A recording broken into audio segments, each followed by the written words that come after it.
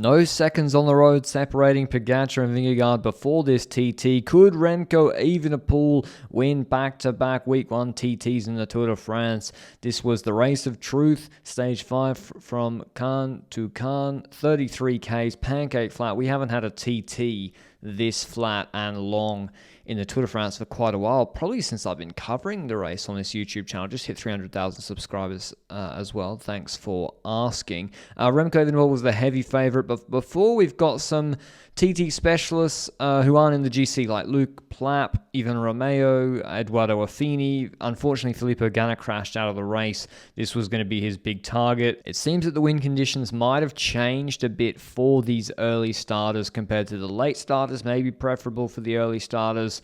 I'm not really sure, but Plapp went out really, really hard, and then Affini went into the hot seat for a very, very long time, a couple of hours, because the main competitor close to him in the early slots was Bruno Amaury, who finishes just 2 and a bit seconds behind the Italian on Visma Lease bike. But then we had to wait an hour and a half onto the GC riders. Lipovic got caught behind yesterday, but today did a really, really good TT. I don't have a lot of the intermediate time checks, unfortunately. The coverage, I have to say, was not good. Like, it barely showed any intermediate time checks, even though there was 3 of them with like the main GC riders rolling through. I've never seen that in the Tour de France before, but Roglic set off. He started slow as is customary, 50 seconds behind at T2, but then he sped up from T2 to the finish. So sometimes you can be alarmed by Roglic, first intermediate, but then he does a pretty good time, actually, 46 seconds down on Affini in 7th.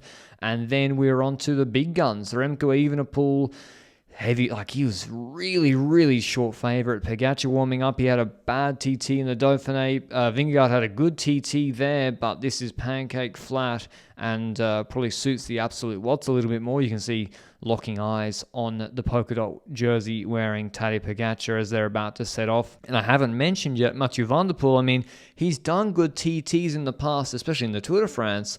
In 2021, there was a stage 5 flattish TT, a bit hillier than this one, where he salvaged the yellow jersey. Could he do that today against a rampaging Remco Evenepoel, especially when Remco, at T1, he's only 5 seconds ahead of Affini, although Plapp blew up, so maybe Plapp's T1 wasn't indicative. Almeida, he sets off. He's obviously going to go full to stay in GC. He does a very respectable time, and I think that says Vauquelin has nothing to fear, has nothing to fear of nobody, or something like that. And he doesn't indeed. Vauquelin's a very good time trial rider, not just this year, but in the Tour de France last year, I think he came 5th or 6th in the TT. And he's wearing the white jersey, so big for the team RK at B&B Hotels. He even catches Enric Mas, who was ahead or behind him on GC, goes past him and sets a cracking time, nearly 53 k's an hour for Jorgenson, who beat Vauquelin in the Dauphiné TT, which did have a hill in it. He would lose a minute 20 to the eventual winner, finishing behind Almeida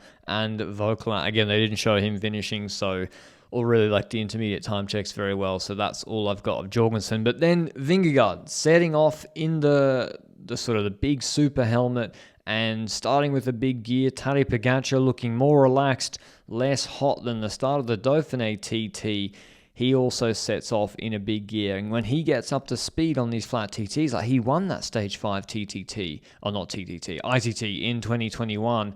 Which, I don't know if it was in this region. It was a bit of a shock to everybody. He beat Stefan Kung there. And Evenepoel loses time to Affini from T1 to T2. He was now 4 seconds behind Affini. So it was looking like perhaps Evenepoel wouldn't win the stage, or maybe not take yellow on Pogacar. But Vingegaard, it was looking even worse. At T1, he was 22 seconds behind Tadej Pogacar and Remco Evenepoel in just 8.2 kilometers. And remember, this is a 33k TT. By my maths, that's less than 25% of the TT done, and he's already on 22 seconds.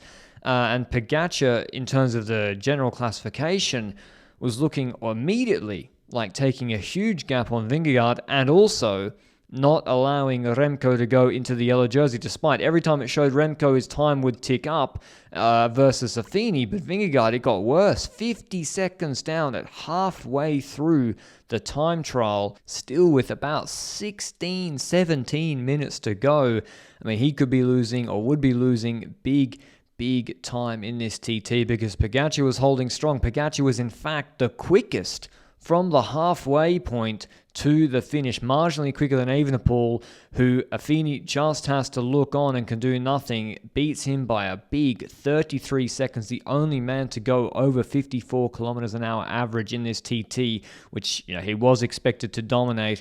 He's a minute and 5 on the road ahead of Vingegaard, who's still got 9Ks left to run, and Pogacar, is he ending the Tour de France after 5 stages? And with Vingegaard losing 1:21 to Remco Evenepoel, which would be also over a minute to Tadej Pogacar, who finishes strong. He saved time or took time on Evenepoel through the corners as they entered back into town. Both of them showing that even the GC riders can beat the specialists like Bruno Amaral and Eduardo Affini. 16 and change behind Evenepoel, who wins the stage. I mean, you still got to go out there and do it. And whilst Pogacar didn't win the stage, it will still feel like a victory to him, dealing a major blow to Vingegaard, taking his GC lead way over a minute, still with 16 stages to run. Here's the final standings. Evenepoel ahead of Pogacar, then Affini, Amaral, Vauquelin, Lipovic, Romeo, Almeida, Plapp, and Castrillo. Here's what the TT World Champ had to say after the stage. I mean, yeah, you never know because, of course, big guys like Eduardo, you know that they can do these courses very well as well. Also, they can save a little bit more in the finals like yesterday. So I knew I had a good chance, but of course the legs still have to be there, and everything needs to go as the plan is. And in the end, I think it was pretty good. I didn't really feel like I could go any faster. So I think in general I'm happy with this result, of course, and with this second stage win for our team, it's super nice. How did you organize your efforts? Because you weren't the fastest at the first time check or the second time check, and you really made the difference at the end. Yeah, I think I kind of pushed pretty steady.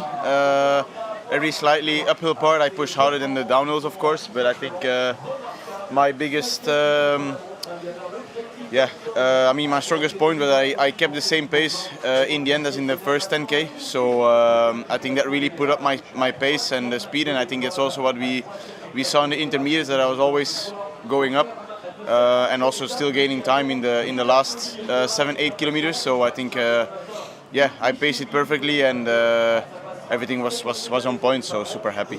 But in terms of GC, big changes. Roglic and Lipovic are the biggest movers, actually, as well as Remco Evenepoel. But Pogacar's now got 42 seconds ahead of Evenepoel. Vauquelin goes ahead of Vingegaard into third on 59 seconds. Vingegaard on 1:13. We've got a hilly stage tomorrow. Could be a breakaway. I hope you enjoyed the video. I'll see you then. Ciao.